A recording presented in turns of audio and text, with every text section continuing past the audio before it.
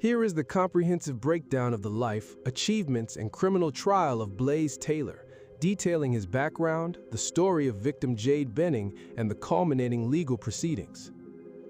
Blaise Allen Taylor was born on March 22, 1996, into a prominent American football family. His upbringing was deeply intertwined with the culture of collegiate athletics due to his father, Trooper Taylor, a widely known and charismatic college football coach who has held major positions across the country, including winning a national championship as an assistant at Auburn University and serving as the associate head coach at Texas A&M. Because of his father's career, Taylor grew up around high-level sports programs, developing a sharp football IQ and a reputation for extreme discipline and academic excellence from a young age. High school standout. Taylor attended Auburn High School in Alabama, where he emerged as an elite athlete. As a defensive back and return specialist, he earned all-state honors and led his team to the 6A state championship game in 2013. His combination of quickness, spatial awareness on special teams, and academic performance made him a highly sought-after recruit. Decorated collegiate career at Arkansas State from 2014 to 2017. Taylor committed to Arkansas State University, where he put together one of the most decorated individual careers in the program's history, both on and off the field. Of athletic milestones, he was a rare 4-year starter at cornerback and an explosive punt returner. He set the Arkansas State University record for career punt return yards with 1,151 yards, the second most in the history of the Sun Belt Conference.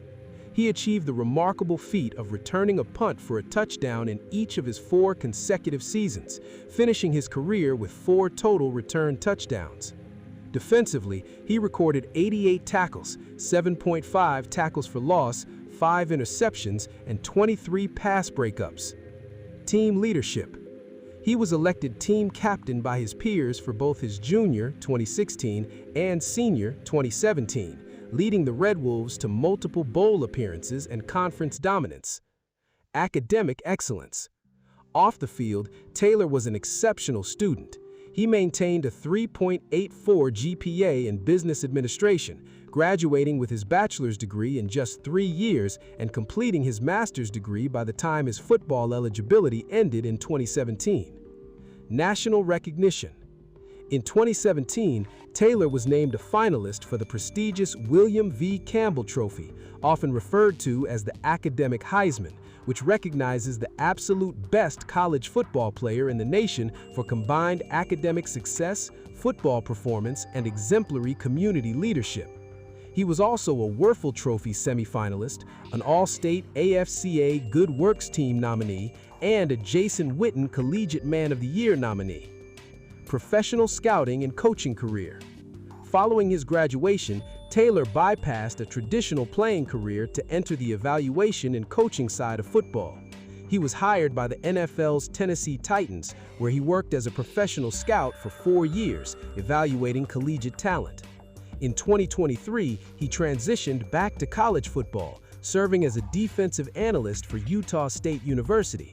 In early 2024, his career came full circle when he was hired into a defensive staff position at Texas A&M University under the head coaching regime alongside his father, Trooper Taylor. However, his professional trajectory was permanently halted in March 2024 when law enforcement arrested him after a year-long secret homicide investigation. Before we continue, make sure to like and subscribe now. Let's get back to the video. 2. The story of the victim, Jade Benning. Jade Benning was a dedicated, ambitious, and widely loved young woman who built a vibrant life in Tennessee centered around her passions for competitive athletics, culinary arts, and pastry design. Early life and career. Grew up in Tennessee, Benning discovered a passion for performance and discipline early on. She began training in competitive cheerleading at the age of 7. Her consistency and natural leadership eventually led her to be named the captain of both the junior varsity and varsity cheer squads at Central High School. After high school, Benning turned her sights towards her lifelong love of cooking. She enrolled in Brightwater Culinary Arts, graduating in 2020. she immediately made a name for herself in the competitive Nashville restaurant industry. Known for her immense work ethic and creativity, she climbed the ranks to become the head pastry chef at Mirabella's Table and later worked as an accomplished chef at Ernest Bar and Hideaway. Those who worked alongside her described her as possessing a radiant, light-up-the-room smile and a deeply warm, humble demeanor.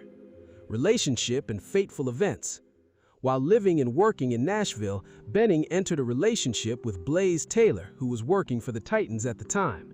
Benning eventually became pregnant with Taylor's child, a baby girl. According to family and friends, Benning was overjoyed at the prospect of becoming a mother, completely changing her lifestyle by quitting any casual drinking or outside habits to ensure a healthy pregnancy. However, prosecutors revealed that Taylor was deeply resistant to the pregnancy. He allegedly expressed to colleagues and friends that he was not ready for a child, did not want his name associated with the baby, and wanted nothing to do with the financial or personal responsibilities of being a father. On the night of February 25, 2023, Taylor visited Benning at her Nashville apartment. It was during this meeting that prosecutors proved Taylor executed a calculated plan. He secretly spiked a glass of pink lemonade intended for Benning with a massive lethal dose of cocaine dissolved in alcohol. Shortly after consuming the drink, Benning suffered a sudden, catastrophic medical collapse. Taylor placed a call to 911, reporting to emergency dispatchers that his girlfriend was having a severe allergic reaction. Emergency responders rushed Benning to Vanderbilt University Medical Center, where she was immediately placed on life support. Her organs began to fail rapidly due to the toxic payload in her system. The trauma to her body proved too much for the pregnancy. On February 27, 2023, her unborn daughter passed away. Jade Benning fought for her life for another week. On March 6, 2023, the exact day of her 25th birthday, she was pronounced dead. 3. The trial, testimonies, closing statements, and verdict. The trial, legally titled State of Tennessee versus Blaise Allen Taylor, presided over by Judge Steve Dozier in Davidson County, Tennessee, concluded on July 1, 2026. The prosecution laid out a timeline showing that the high levels of cocaine and its specific liver-processed metabolite, cocaethylene, found in her system were entirely inconsistent with recreational use and pointed entirely to intentional oral poisoning. Jade heard him say, "You're scaring me. I know you put something in my drink. I knew my drink tasted funny. Let me see what's in your pocket. Let me see. I know you put something in my drink because I can't even walk straight. I can't feel my legs. You put something in my drink. You did this so something would happen to the baby. I think I'm about to pass out." Chose this. You saw when he got back in touch with Jade Benning, they had a conversation that explained what happened back in November of 2022. This is kind of a somewhat joking conversation, but Jade Benning said, "You gave me a crazy ultimatum." Apple Denny testified to that same ultimatum. You have Jade Benning's decision to the ultimatum he gave her. She chose her baby. She did not choose Blaise Taylor. She did not make the choice that Xavier Winford made back in 2017. She chose her baby. Apple Denny gave that same description of the ultimatum, and you have that there was no contact from November 6th to December 31st of 2022. Jade Benning was planning for her baby. Her life was going on. But you also heard from her family and friends that during that time, she was not posting anything about her pregnancy to social media. She had not posted anything to social media about her pregnancy on the day she was murdered. It was not publicized. When Blaise Taylor comes back into Jade Benning's life, this is the evidence that you heard was not he came back welcoming this opportunity with open arms. He tells her very specifically in these messages that your life is changing. This is going to be a thing for you. At no point does he say we, me, ours. This is going to change Jade's life. And he is not portraying it as a positive, telling her she shouldn't be so optimistic. The next night he goes over to Jade Benning's house for date night, the date night that she's planned. She has canvases so that they can paint pictures for the baby's room.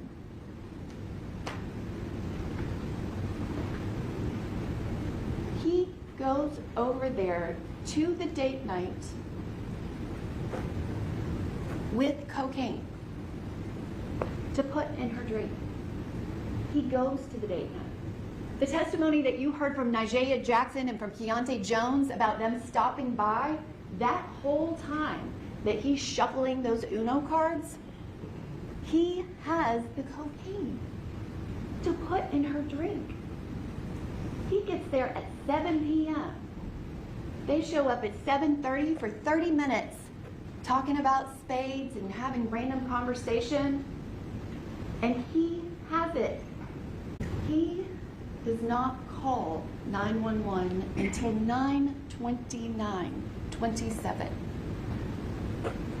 I'm sorry, the call that Jade makes is at 9:29:27. EMTs don't get to her until 9:50. Dr. Carney's testimony is that Jade was given the cocaine that she ingested orally 30 minutes before. You have this photograph from 8:29 that shows the progress. She has not been given anything at that point. The next image that you have is at 9:10 p.m. It is somewhere between this point and the next image of their progress. He is there and knows what he has done, and for 4 minutes takes picture after picture with Jade Benning. Blaise Taylor went there with a plan. There was a plan. He has already poisoned her, and he is taking pictures with her. Blaise Taylor did not plan for Jade Benning calling Nashville Jackson. That hadn't happened yet. The last event that happens is that deleted picture, and within 45 seconds, Jade is calling her best friend, or he calls 911.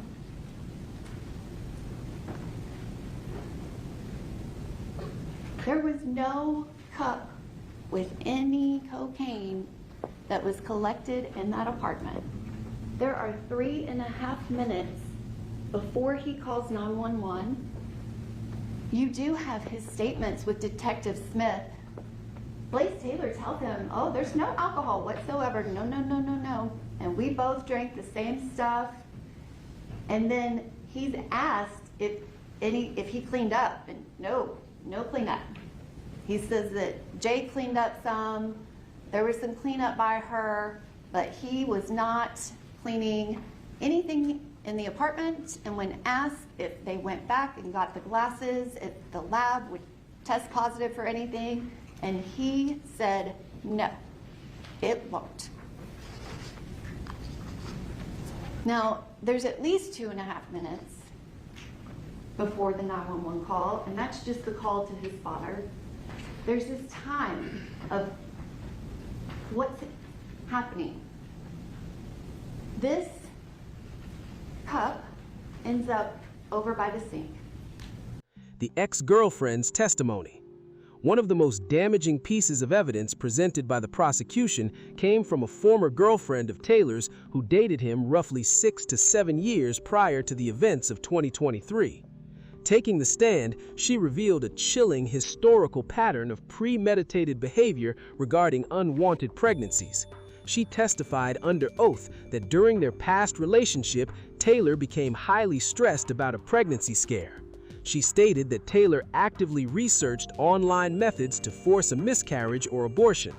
Crucially, she testified that Taylor directly asked her if she could source abortion pills for him, explicitly stating that he wanted to secretly drop them into another woman's drink or force her to take them to terminate the pregnancy without her consent. This testimony was pivotal for the state, as it dismantled the defense's claim that Taylor would never conceive of spiking a partner's beverage. When you broke up, was there anyone in particular that he might have dated while you were broken up? Yes. And who was that? Her name was Xavier. And what was her last name? Winford. Did you know Miss Winford? Yes, and not like personally, but I knew her through him, and we had a few interactions.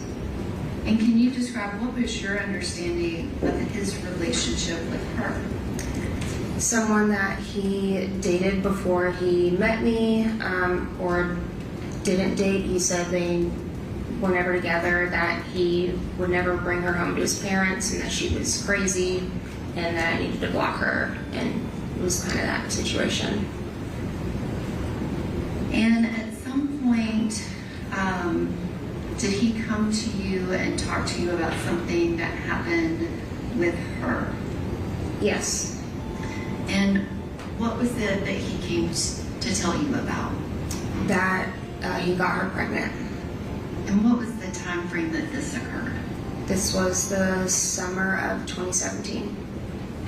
And what was his demeanor like when he came to you to tell you about this? Very erratic. He was upset, didn't want to have a baby with her. That's what he was telling me, that this was something that he couldn't do. Was that a different reaction than he had when you told him you were pregnant, but you did not want to keep the baby? Yes, it was flipped. Like how I was panicked the first time around, and he was freaking out when it was her. And when you say he was freaking out, how did he act when he was panicked? Really erratic, and but then he would say he could control the situation. It went on for a few days of us talking about it, but that night he was trying to figure out if there was something that he could do. He was Googling things, so he was looking stuff up to figure out how she, if there was something he could do to make her have an abortion, and asked me if I could get the abortion pills and he could make her take them or put it in her drink. The friend's testimony. Jade Benning's close friends, including her friend Lauren, provided emotional and vital testimony regarding the final hours before Benning lost consciousness. The dying declaration. Friends testified that while Benning was in the initial throes of her medical crisis, she realized what had happened. Before slipping into a vegetative state, Benning explicitly pointed at and accused Taylor, stating words to the effect of, "You put something in my drink. You did this if something happens to the baby." Securing the evidence. Lauren and another family friend, Stephanie Franklin, testified that out of sheer anger, grief, and the feeling that initial police movements were too slow while Benning lay dying on life support, they took matters into their own hands. Acting on requests from Jade's biological mother, they entered the apartment to take photos, videos, and secure items before they could be cleaned. Stephanie Franklin admitted to taking the actual blanket that Benning had vomited on. While the defense heavily pressed the angle that these actions compromised the integrity of the crime scene, the blanket ultimately served as a vital piece of evidence, as independent toxicology testing verified the presence of the exact chemical compounds that matched the poisoning profile. I was pumping gas.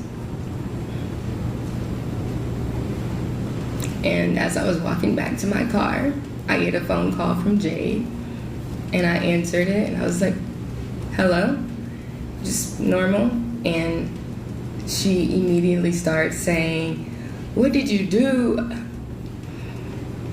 What did you put in my drink?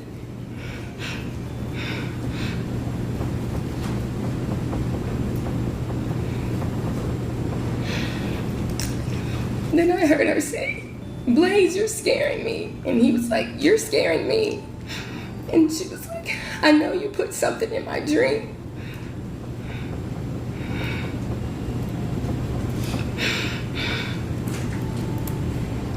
She was like, I knew my drink tasted funny. And she was asking him to empty his pockets.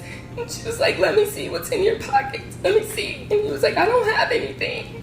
So this whole time I'm like, Jade, like trying to get a response from her.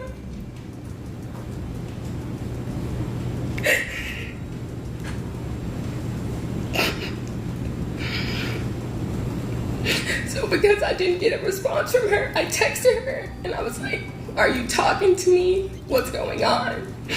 And then she was like, I know you put something in my drink because I can't even walk straight.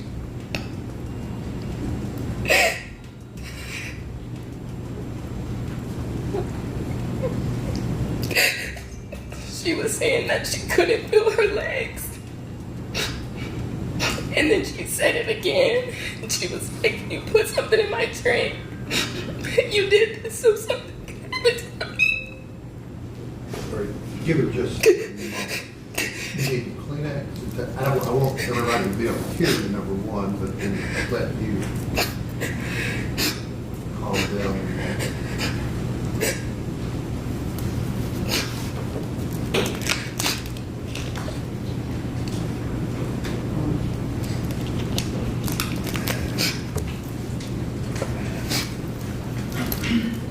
Okay. Can you repeat the last thing that you heard Jade say? She said that you did this so something could happen to the baby. Did she say anything else? She was saying I'm about to feel like I'm about to pass out. And then like towards the end of the conversation, she was like, is key. And then nothing else. Like what? She was like saying, it was very wavy, and she was like, I heard is, and I heard with, and I heard key. And so I then merged Keontae on the phone because I'm like, I don't know what's wrong with Jade. Like, something sounds wrong. Like, listen to her. And he's like, Jade, like, I'm here. And at that point, you just really couldn't understand what she was saying anymore. On July 1, 2026, after an 8-day trial, the Davidson County jury deliberated for less than 3 hours. They returned a unanimous verdict, finding Blaise Taylor guilty on all counts: second-degree murder for the death of Jade Benning, first-degree premeditated murder for the intentional death of the unborn child, 2 counts of felony murder. Taylor sat entirely emotionless and stone-faced as the foreman read the words. Following the reading of the verdict, the jury recommended a life sentence. Judge Steve Dozier officially scheduled Taylor's final sentencing hearing for September 9, 2026, which will determine whether his sentences will be served consecutively or concurrently. Subscribe to this YouTube channel to stay tuned on today's Red Stories. Until next time. We, the jury, find the defendant Blaise Allen Taylor, for count 1, guilty of second-degree murder. For count 2, guilty of first-degree premeditated murder. For count 3, guilty of first-degree felony murder during the commission of a felony.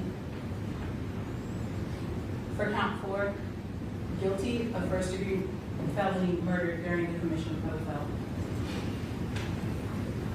All right, if you'll turn that document in, please, Lynn.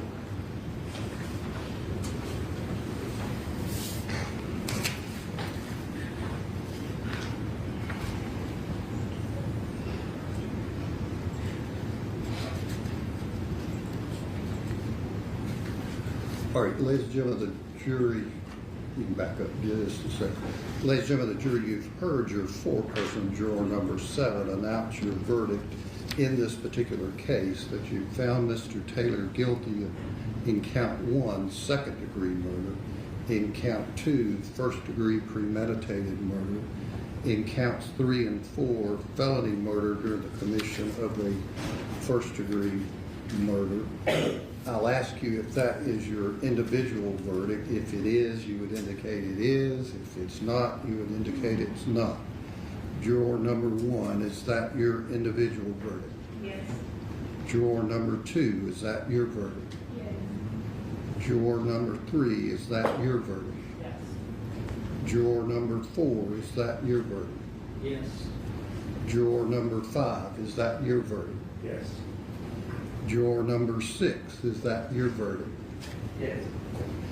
Juror number 7, the four-person, is that your verdict? Yes. Juror number 8, is that your verdict? Yes. Juror number 9, is that your individual verdict? Yes.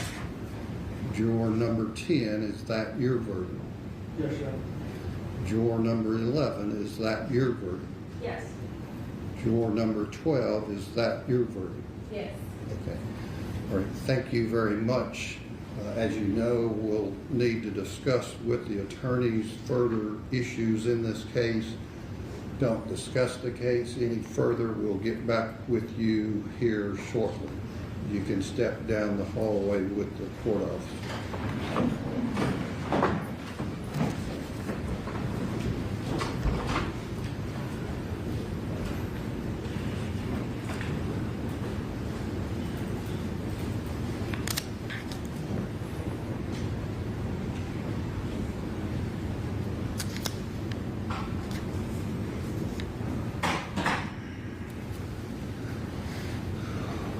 All right, Mr. Taylor, you've heard the verdict of the jury in count 1. It found you guilty of second-degree murder. That verdict, as well as the other counts, guilty in count 2 of first-degree murder, counts 3 and 4, first-degree felony murder, will become the judgment of the court. In terms of counts 2, 3, and 4, will be the need for further sentencing hearing. Does the state contemplate introducing victim impact statement? Yes, Your Honor, upon the court finding that by the jury's verdict that we would be entitled to do that. Okay. We'll take just probably a 15-minute break and let everyone settle down in terms of the initial verdict. Come back and hear that proposed testimony under State versus Nesbitt, and then see Mr. Graham, Ms. Hollins, Mr. Joyner, what mitigating factors you want to submit and find that's necessary to submit to the jury. So, The state's position is that Nesbitt only applies in death penalty cases. what I'm talking doing- about as far as victim impact 403 analysis. Under Nesbitt, if it's life without parole, there is no analysis. So you There's no dry run unless it is a death penalty case. you can just have whatever that may be overly prejudicial. No, it will be victim impact under pain. Okay. And does Mr. Brand, Ms. Hollins, you have prepared proposed mitigating circumstances? Yes, Your Honor. I think there are mitigating circumstances, mitigating factors we would argue to the jury. Okay. All right. If you'll get those. I think we need a minute, probably. Okay. Like I said, we'll take a short break. But let me ask the state this. There are cases with obviously with the finding in count 1, that wouldn't be considered by the jury. But there's also, I think it's Hargis versus State, that does apply to any felony murders, that your notice that you submitted, the felony murder portion, I think it's your number 2, wouldn't apply in counts 3 and 4. Disagree, Your Honor, because it is Middlebrooks. It is not a Middlebrooks situation. It is within the legislation that amended the statute post-Middlebrooks, so that is something the state submits the jury can consider in a felony murder sentencing. That an aggravating factor is the felony murder. Which is based upon that aggravating circumstance, which is above and beyond just the definition of felony murder. What do you mean by that? Well, that the jury would have to find the aggravating circumstance that, again, that it is not a Middlebrooks situation, so that state's position is the jury can consider that as an aggravating circumstance. That was the whole issue in Middlebrooks. But there's some that would only apply to certain counts. Yes, Your Honor, the age of the victim, certainly. Right. All right, we'll take 15 minutes and then come back and hear from the defense in terms of mitigation. Yes, Your Honor, the state would like to be heard or see that. Yeah, let's disagree. We have an argument about Mr. Taylor, and by law, Mr. Taylor, your bond has to be revoked, so if you'll step into the back and talk with your attorney. Court in 15 minutes.